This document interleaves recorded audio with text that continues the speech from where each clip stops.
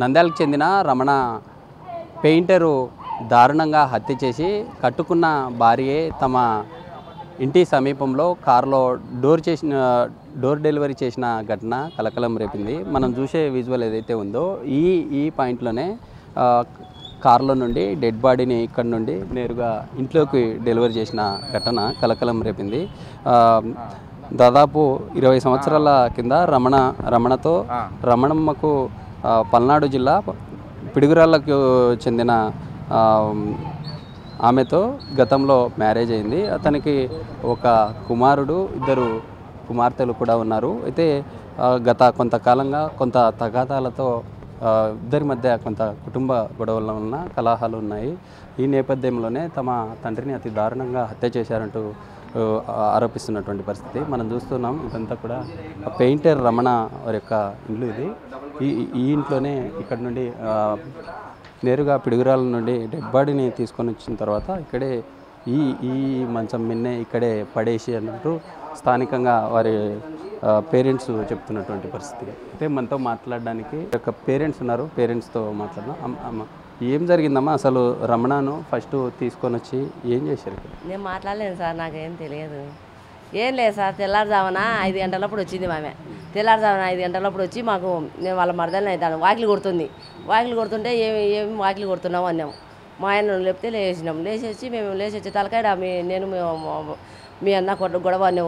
ఊరికి వచ్చినాము, గొడవ అన్నాము, మీ అన్నకు బాగలేదు రాని మా ఆయన పిలిచింది. వచ్చి చూసి తలక మా నీళ్ళకపోయినాడు, ఇట్లా చేతులు కాళ్ళు నీళ్ళకపోయినాయి అని నేను మా ఆయన ఇద్దరం వచ్చినాం. వచ్చి చూసి తలక లేడు, నీళ్ళకపోయినాయి. ఈ ఊళ్ళో కొనబెడితే ఆ వాళ్ళకి నీళ్ళకపోయినాయి.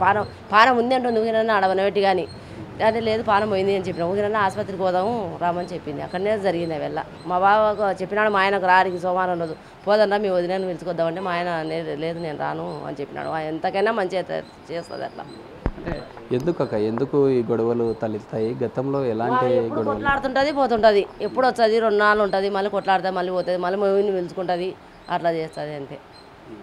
ఎప్పుడు ఏమి సంసారం చేసింది ఏం లేదు మా బావతో. మళ్ళీ అన్నీ తెచ్చి పెడతాడు మా బావ. ఆయన బయట సమస్యలు ఏమున్నాయో ఏమో తెలియదు మనకైతే. అన్నీ తెచ్చి పెడతాడు మళ్ళీ ఇంట్లో, ఏ తక్కువ లేవు. కానీ తిని ఉండలేకపోయింది ఆమె ఎంతవరకే. అంతే సార్.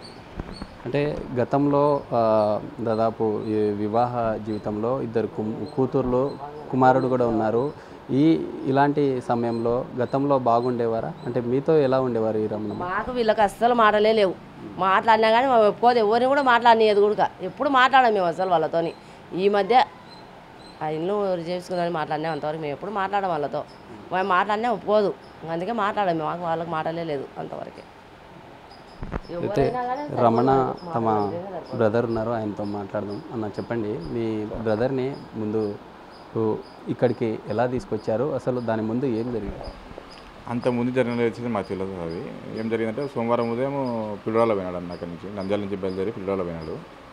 ఆ తర్వాత వాళ్ళు ఏం చేశారంటే సోమవారం మధ్యాహ్నం తర్వాత జరిగింది సార్ ఈ విషయం. వాళ్ళని మంగళవారం ఉదయం వచ్చి వాళ్ళు మా వదిన వచ్చి మా దగ్గరికి, మా అన్నకు హెల్త్ బాగలేదు వచ్చి చూద్దామని పిలిచినారు. వచ్చరికి ఆల్రెడీ చనిపోయాడు అతను. చనిపోయిన తర్వాత అడిగాము ఏం జరిగింది ఇట్లా అంటే, ఆమె చెప్పే వేరే రకం మాటలు వేరే ఉన్నాయి. తర్వాత పోలీస్ స్టేషన్ తీసుకుపోవడం జరిగింది. వాళ్ళ మీదే ఆ డౌట్ ఉంది. వాళ్ళ కూతురు వాళ్ళు కూడా కంప్లైంట్ చేసి మీడియా ద్వారా అన్ని ఛానల్ ద్వారా చెప్పినారు సార్. వాళ్ళు వాళ్ళ కూతురు వాళ్ళే కంప్లైంట్ చేస్తారు వాళ్ళ మీద. అంటే ఇటువంటి జరగకూడదని మరి మొత్తం. అంటే ఫస్ట్ అక్కడ నుండి బాడీని తీసుకొని వచ్చారని చెప్తా ఉన్నారు. డైరెక్ట్గా బాడీని తెచ్చిన తర్వాత ఇక్కడే పెట్టిన తర్వాత మీరే డైరెక్ట్ హాస్పిటల్కి తీసుకెళ్లారా? అంటే డాక్టర్లు ఏమన్నారు? తర్వాత బాడీని తెచ్చి ఇక్కడ పెట్టిన తర్వాత వచ్చినాం సార్. మేము వచ్చి చూసిన తర్వాత ఆల్రెడీ చనిపోయాడు అతను. చనిపోయిన తర్వాత కంప్లైంట్ పోయింది. కంప్లైంట్ పోయిన తర్వాతనే పోస్ట్ మార్టం తీసుకెళ్తారు బాడీని. అంటే డెడ్ బాడీనే డైరెక్ట్ ఇంటికే తీసుకొని రావడం జరిగింది. డెడ్ బాడీని తెచ్చినారు సార్, కార్లో తెచ్చినారు. మా సీసీటీవీ ఫుటేజ్ కూడా ఉంది మా దగ్గర, చూస్తాం. అది కూడా రేపు ఇంత కంప్లీట్ అయిపోయి తీసిస్తాం. మన ఇంటి ఎదురుగానే కార్ ఫుటేజ్ ఉంది ముందర, అది ఆ ఫుటేజ్ తీస్తాము. దాంట్లో ఎవరెవరు తెచ్చినారు ఏం తెచ్చినారు బయటపడతారు సార్. మీ బ్రదరు నంద్యాలలో మంచి ఫేమస్ పెయింటరు. రమణ అంటే తెలియని వారు ఉండరు. అలాంటిది ఈరోజు రమణ మనతో లేరు. మరి గతంలో ఎలాంటి తగాదాల వల్ల ఈ ఇష్యూ జరిగిందని? తగాదాలు అయితే లేవు సార్, అటువంటి ఫ్యామిలీ ఇష్యూ అయితే ఎవరికి లేవు. ఆమెతో అయితే మేము మాట్లాడాము, ఆమెతో మనస్పర్ధలు ఏం లేవు మాకు. మా అన్నతో అయితే మేము కంటిన్యూ రెగ్యులర్గా మాట్లాడతాం. అది సార్, అదేం లోటు లేదు సార్. మీ మరదలు కావచ్చు లేదా ఇంకా ఎవరన్నా ప్రమేయం ఉందంటారా ఈ హత్యలో? మా మర్దలు అంటే లేదు సార్. ఇప్పుడు వాళ్ళ ప్రమేయం ఏంటంటే వాళ్ళు చెప్పిన ప్రకారం అయితే వాళ్ళ మామ, ఆమె వాళ్ళ అమ్మ, మా వదిన వాళ్ళ తమ్ముడు, వాళ్ళ ఒక ఇద్దరు ముగ్గురు ఒకరితో ఇద్దరితో ఏ ప్రమేయం కాదు సార్. అంత మంచిగా చేసినారంటే కాబట్టి వాళ్ళు అనుమానం ఒక నలుగురి మీద ఉంది. కంప్లైంట్ చేసినాం సార్. మేము కంప్లైంట్ చేసినాము. ఇది మొత్తంగా తమ బ్రదరు లేనటువంటి ఘటన ఏదైతే ఉందో, తమ బ్రదరు కావచ్చు, తమ కుటుంబ సభ్యులు కన్నీరు మున్నీరు అవుతున్న పరిస్థితి. నేరుగా పిడుగురాల నుండి ఈ డెడ్ బాడీని ఇంటి సమీపంలో కారులో నుండి నేరుగా ఇక్కడ ఉండే ఈ మంచం మీదనే ఇక్కడే పడుకోబెట్టారు. డెడ్ బాడీనే తీసుకొని వచ్చి ఈ మంచం మీద నుండి తమ తండ్రికి ఆరోగ్యం బాగాలేదంటూ తమ చిన్న కూతురికి చెప్పారంటూ స్థానిక తమ బ్రదర్ చెప్తున్న పరిస్థితి. అయితే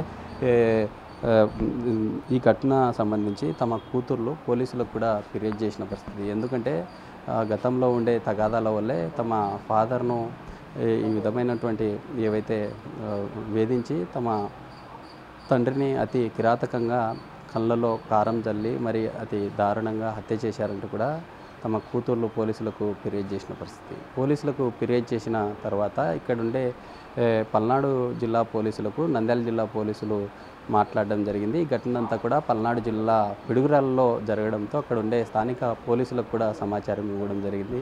సమాచారం ఇచ్చిన తర్వాత వారు నేరుగా నంద్యాల జిల్లా జీజీహెచ్కు రావడంతో జీజీహెచ్కు వచ్చిన తర్వాత ఈ యొక్క డెడ్ బాడీని పోస్టుమార్టం నిమిత్తం నిన్న రాత్రి 10 గంటల సమయంలో పోస్టుమార్టం కూడా చేసిన పరిస్థితి. ఇప్పటికే నిన్న ఘటన జరిగిన తర్వాత ఇక్కడే ఈ బెడ్ మీదనే పడుకోబెట్టారు. ఇక్కడ నుండి నేరుగా మరోసారి నంద్యాల ప్రభుత్వ జీజీహెచ్ హాస్పిటల్కు తీసుకెళ్ళిన పరిస్థితి. అయితే ఈ రమణ వారి సమీప బంధువులు ఉన్నారు, వారితో కూడా మాట్లాడదాం. బ్రదర్ చెప్పండి, అంటే రమణ ఎలా ఉండేవారు, అసలు ఏం జరిగింది ఆ రోజు? నేను షాప్కి వెళ్దామని అలారం పెట్టుకునే టైంకి మా చెల్లెలు అయితే ఫోన్ చేయడం జరిగింది 5:30కి. ఇట్లా డాడీకి ఏమైందో తెలియదు రఘు, ఇట్లా వచ్చి హాస్పిటల్కి వెళ్ళి వద్దాం తీసుకొని రా అనింది. రోడ్డు మీదకి వచ్చేలోపు 108కి ఫోన్ చేయి అనేలోపు ఆ కాళ్ళు చేతులు ఫీజ్ అయితే ఉన్నాయి. ఇంకా బ్రీతింగ్ ఆ లెవెల్స్ అన్నీ చెక్ చేసేలోపు జరగాల్సినదంతా జరిగిపోయింది అనేసి మా చెల్లెలకి నేనైతే చెప్పినాను. లేచిందు, ఇంకా మనం ఏం చేసినా కానీ సెట్ కాదు, జరగాల్సినవన్నీ జరిగిపోయినాయి అని చెప్పిన. తర్వాత వచ్చేసి ఏం జరిగింది అంటే ఇట్లా సంగతి, ఇట్లా మామయ్య అమ్మ ఇట్లా వచ్చేసి తీసుకొని వచ్చి కార్లో ఇట్లా డ్రాప్ అయితే చేయడం జరిగింది అని చెప్పింది మా చెల్లెలు. చూస్తే ఇంకా ఆ బ్రీతింగ్ అవన్నీ చూసేలోపు ఏం లేదు, కాళ్ళు చేతులు అన్నీ ఫ్రీజ్ అయిపోయినాయి. ఇంకా ఆమెని ఏదైతే అడుగుతున్నామంటే ఏమైంది అనే ఒక రీజన్ అడిగినాను ఆమెని. ఏం చెప్తా ఉన్నారు, ఏమైంది రమణకు, ఏం చేశారంటే ఏం మీరు ఏం చేసినారు అని నేనైతే అడిగినప్పుడు ఆమె ఏం సమాధానం చెప్పిందంటే ఈ పిడుగురాళ్ళకైతే వచ్చినారా, నేను పిలిచినందుకు వచ్చినాడు, ఆడ ఒక అక్రమ సంబంధం అయితే ఉంది, అక్కడ గొడవ జరిగినప్పుడు ఆయన స్పృహ తప్పి పడిపోయినాడని ఫోన్ చేసినారు, నేను వెళ్ళి తీసుకుపోయినా అనింది. నేనేమన్నానంటే అక్కడ స్పృహ తప్పి పడిపోయినట్టయితే అక్కడే హాస్పిటల్స్ ఉన్నాయి, మన దగ్గరికి తీసుకొచ్చేంత టైంలో ఆయన బ్రతుకుతాడు లేదు అనేది కానీ మనకు నమ్మకం లేదు. ఇప్పుడు అక్కడే జరిపించచ్చు కదా, మీరు ఇంత దూరం ఎందుకు తీసుకొచ్చినారు అనేలోపు నాన్న ఒకటే మాట చెప్పినాడు, అది లేదు నాన్న వీళ్ళు ఆడనే ఏదో చేసినారు అనేసి నానైతే గట్టిగా నిందించినాడు ఆమెను. నేను కానీ ఆ గాయాలు ఏమైనా ఉన్నాయేమో అనేసి బాడీ అంతా చూస్తుంటే నాకెళ్ళి కానీ ఆమె సీరియస్గానే చూసింది. ఆడికి మాకు ఆల్రెడీ కన్ఫామ్ అయిపోయింది. ఏమైతే మా పెద్దనాన్న కొడుకు ఎవరైతే ఉన్నాడో మా అన్న, ఆయన వచ్చేంత వరకు మనం ఏది కన్ఫర్మ్ చేసుకోకూడదు అని చెప్పేసి మేము ఉన్నాము. అంతలోపు మా చెల్లెళ్ళు ఎవరైతే ఉన్నారో వాళ్ళిద్దరు వచ్చేసి స్టేషన్లో కంప్లైంట్ ఇచ్చారు. బట్ కానీ ఇది మా కుటుంబానికి ఒక్కటే నష్టం కాదు, మమ్మల్ని నమ్ముకొని ఒక 200 కుటుంబాలు అయితే ఉన్నాయి. ఆ కూలీల వర్కర్లు కానీ చాలా కంటతడి పెట్టినారు నిన్న. ఇప్పటికి కానీ వాళ్ళు అదే అనుకుంటున్నారు, అన్న లేకుంటే ఒక 2 రోజులు 3 రోజులు కానీ పనికి పోకుండా అయినా ఉండగలమన్నా. ఇప్పుడు అన్నని తిరిగి తీసుకురాలేరు కదా, ఏదైనా ఉన్నా కానీ ఒక 4 మాటలు పెట్టాలి, 4 మాటలు మాట్లాడాలి, వివాదం ఉన్నా కానీ గొడవ పడాలి. లేదంటే మీరు తీసుకుపోయి అంత గొడవ పడేదానికంటే మనం ముందర తెచ్చి మాట్లాడినా కానీ మనం మాట్లాడేతోళ్ళం కదా. ఇప్పుడు ఏదైనా కానీ ఎంత మనస్పార్థాలు వచ్చినా చంపుకునేంత కక్ష అయితే ఎవరికి ఉండదు. రమణాను కారులో తీసుకొని వచ్చారంటున్నారు. ఆ వెహికల్లో ఎంతమంది తీసుకొని వచ్చారు? తర్వాత ఇక్కడ డెలివరీ చేసి వెంటనే వెళ్ళిపోయారా? అది వచ్చేసి ఆ వెహికల్ ఏదైతే ఉందో దాన్ని తీసుకొచ్చిన సమయానికి ఇక్కడ 5:30 ఆ సమయంలో అని చెప్తున్నారు వాళ్ళు. బట్ కానీ ఆ ప్రాణం ఎన్ని గంటలకు పోయింది అంటే ఇక్కడే పోయిందని ఒకసారి అంటుంది, అక్కడ పిడుగురాళ్ళలో పోయింది అని ఒక మాట అంటుంది. మేమేమంటున్నామంటే అక్కడ ఉన్నప్పుడు ప్రాణం పోయినా లేదంటే ఎవరైనా వివాదాలు జరిగినా కానీ మాకు ఒకసారి ఫోన్ చేస్తే మేము వచ్చేతోళ్ళం కదా అని చెప్తున్నాము. అది కానీ డ్రామా ఏమైందంటే ఇక్కడికి తెచ్చి పనబెట్టడం ఏదైతే జరిగిందో దాని తర్వాత మా ఇంటికి వచ్చి మా వాకిలి బద్దలు కొట్టినట్టు అనేసి డాడీని అంటే శేష్ ఇట్లా మీ అన్నకి ఏదో అయిందిరా అనేసి పిలిచడం అయితే జరిగింది. మా డాడీ వచ్చేలోపు నాకు ఫోన్ వచ్చింది. వీళ్ళు నన్ను నార్మల్గా నైట్ డ్యూటీస్ చేసి వస్తాననేసి నాకు లేపరు వీళ్ళు. చందు ఏదైతే ఫోన్ చేసిందో అందుకు నేను ఆ పాప ఎప్పుడైనా ఇంతకుముందు గొడవలు జరిగేవి నార్మల్గా జరిగేవి అనేసి గొడవ జరుగుతుంది అంటే నాన్న ఫీజు అయినాడనే లోపు నేను నాకు తెలిసి ఏమన్నా ఉంటేనే ఆ పాప ఫోన్ చేసేదని ఉరుకుతో వచ్చి చేయడం అయితే జరిగింది. అంతలోపు ఇది జరిగిపోయింది. ఇక్కడ ఆడ శేఖర్ అనే అబ్బాయి ఉన్నాడు. ఆ అబ్బాయి వెనక ఏదో కన్స్ట్రక్షన్ జరుగుతుంటున్నాడు. ఇసుకకైతే వచ్చినాడు 5:30కి. ఆ పిల్లోడు ఎప్పుడు బయటకు వచ్చేటోడు కాదు. ఆ పిల్లోడు వచ్చే టయానికి వీళ్ళు ఈడు ఉన్నారు. ఆ టైంలో ఆ పిల్లోడిని పిలిచి మీ అన్నయ్య ఇట్లా తాగి పడిపోయినారా అనేసి చెప్పడం జరిగిందంట. ఆ అబ్బాయి వచ్చేసి ఇంకా ఎత్తుకొని ఇంకా వాళ్ళు అన్నయ్య అనేసి ఇంకా అభిమానంతో ఎవరైనా తాగి పడిపోయినారంటే ఎవరైనా కానీ మనతన అనే ఆ స్వభావంతోనే తీసుకొచ్చి ఇంట్లో పనబెట్టడం జరిగింది. ఇంకా పనబెట్టిన క్షణాల్లో ఇంకా అతన్ని ఇంకా ఈడ పడేసి వెళ్ళిపోయినాడంట అతను. అంతే వాళ్ళ మామయ్య అంటే మా పెద్దమ్మ వాళ్ళ అన్నయ్య. ఇంకా అది జరిగినది.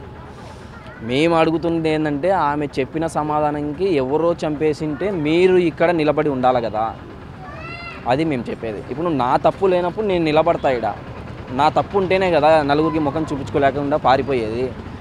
అది వీళ్ళకైతే ఇంకా ఖచ్చితంగా కఠిన శిక్ష అయితే వేయాలి. ఎందుకంటే ఇది మళ్ళీ రిపీట్ కాకుండా ఇప్పుడు ఈ మధ్యలో ఫేమస్ అయినాయి అంత ఇన్స్టాలో అవి ఇవి అయినాయి, అవి చూస్తూనే ఉన్నాం. కానీ మా ఇంటి తరపున ఇట్లా ఒక సంఘటన జరుగుతుంది అనేది మేమైతే కలలో కానీ ఊహించలేదు. అది ఇది మొత్తంగా ఈ ఘటన జరిగిన తర్వాత ఇక్కడే ఈ డెడ్ బాడీ ఈ ప్రాంతంలోనే ఈ కారు నుండి నేరుగా ఇంట్లోకి తీసుకెళ్లారు. ఇంట్లో తీసుకెళ్ళిన తర్వాత ఇక్కడ ఎవరైతే రమణమ్మ తమ సోదరుడు ఉన్నారో వాళ్ళ బ్రదరు నేరుగా ఇదే మార్గం గుండా వెళ్ళారంటూ స్థానిక బంధువులు చెప్తున్న పరిస్థితి. ఇప్పటికే ఈ ఘటనకు సంబంధించి పాల్పడిన ఎవరైతే ఈ హత్య చేయడానికి పాల్పడ్డారో వారందరి మీద కఠిన శిక్షలు నమోదు చేయాలంటూ కూడా స్థానిక తమ కుటుంబ సభ్యులు కోరుతున్న పరిస్థితి. వీడియో జర్నలిస్ట్ రాజుతో శ్రీరామ్, బిగ్ టీవీ, నంద్యాల నుంచి.